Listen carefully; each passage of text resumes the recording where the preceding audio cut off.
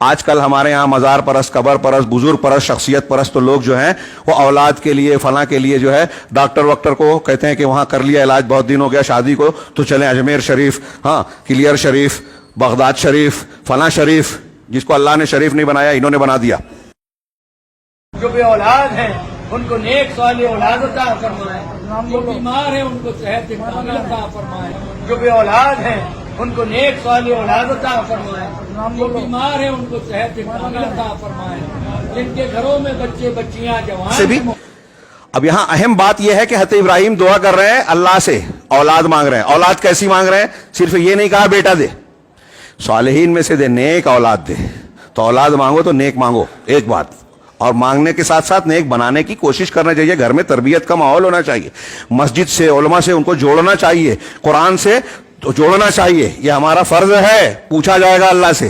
اب حضرت ابراہیم نے کہا کہ صالحین میں سے اولاد دے۔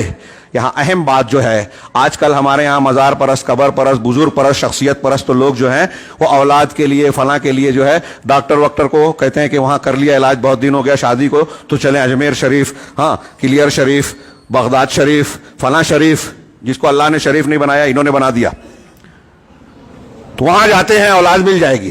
سوال ہے کہ کیا دنیا کا کوئی پیر، فقیر، کوئی ولی کسی بھی درجے کو پہنچ گیا ہو، کیا حضرت ابراہیم کے پیروں کی دھول کے برابر پہنچے گا؟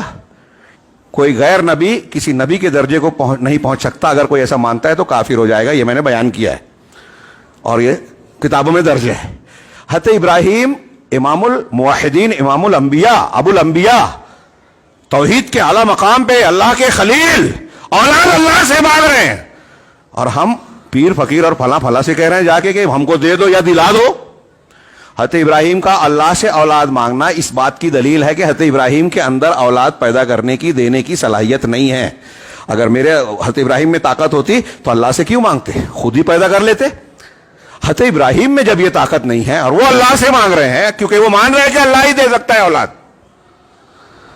تو کوئی ولی، کوئی پیر کیا اولاد دے سکتا ہے؟ کتنی صاف سیدھی دلیل ہے۔ لیکن یہ قبروں پہ جانے والے ایسا لگتا ہے قرآن پڑھتے ہی نہیں، یا پڑھتے ہیں تو سمجھتے نہیں، سمجھتے ہیں تو مانتے نہیں۔